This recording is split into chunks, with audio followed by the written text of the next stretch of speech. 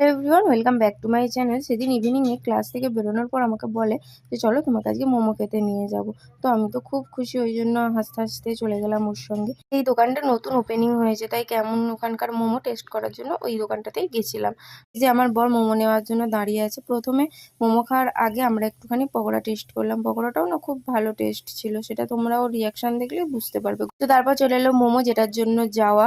তো আমি খুবই খুশি, কারণ হচ্ছে আমার শরীরটা খুবই খারাপ ছিল, মুখে কিছু ভালো লাগছিল না, তাই আমি মোমোটা এত শান্তি করে খাচ্ছি দেখে ও ভিডিও নিচ্ছিল আর আমি হাসছিলাম। আর ও খুব হাসছিল যে আমি অতটা শান্তি করে খাচ্ছিলাম। তারপর আবার দুজনে বকবক করতে সোজা বাড়ির দিকে চলে এলাম। আর বাড়ি এসে দেখো আমার বোনুকে নিয়ে কি করছে।